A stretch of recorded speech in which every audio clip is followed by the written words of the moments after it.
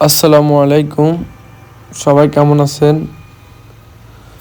তো আজকে আসলে যে বিষয়টা নিয়ে আসলাম ওটা হচ্ছে আমি আমার মিশরীয় ফার্মি মুরগির জন্য চলে আসলাম। উপজেলা পানি সম্পদ দপ্তর ও ভেটেরিনারি হাসপাতালে চলে আসলাম। তো একটা বিষয় বলতে চাই, প্রত্যেকটা উপজেলায় একটা করে অফিস আছে, বাট আমরা অনেকেই মুরগি পালন করি, বাট জিনিসটা গুরুত্ব দিয়ে দেখি না এই বিষয়টা।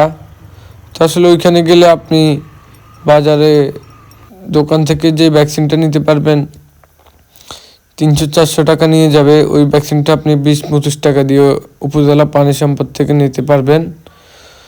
তো আমি চলে আসলাম, এসে এখানে চার্ট আছে, এখানে মুরগির কোন সময় কোন ভ্যাকসিন দিতে হবে ওই শিডিউলটা আছে।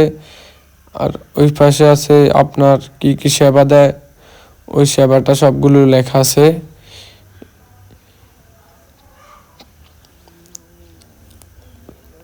তো তারপর আমি আসলে বাইরে একটু ভিডিও করে নিলাম। ভিডিও করার পর আমি চলে যাব ভিতরে।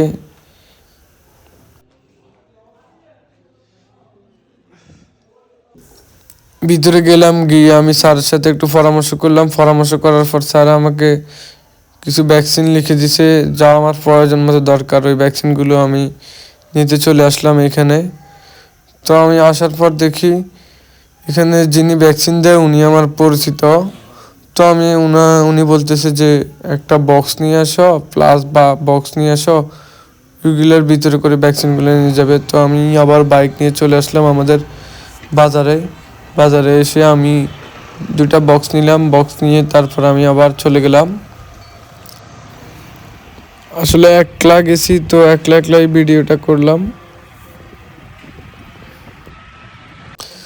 তো বক্স নেওয়ার পর আমি ওনার কাছে গেলাম, তারপর উনি নতুন ভ্যাকসিন খুলে আমাকে ভ্যাকসিনগুলো দিছে।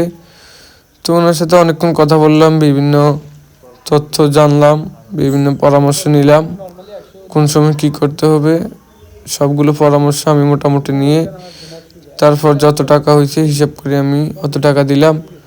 আমি একটা কথাই বলে রাখি, বাইরে আপনি যে ভ্যাকসিনটা নেবেন 400-500 টাকা দিয়ে, ওই ভ্যাকসিনটা এখানে পাবেন আপনি 40-50 টাকা এরকমের মধ্যে পেয়ে যাবেন।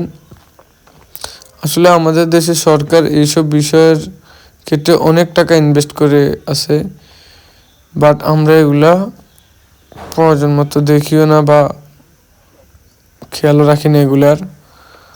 তো আশা করি আপনারা আমার কথাটা বুঝতে পারছেন। তো ভালো থাকবেন। ওকে, আসসালামু আলাইকুম।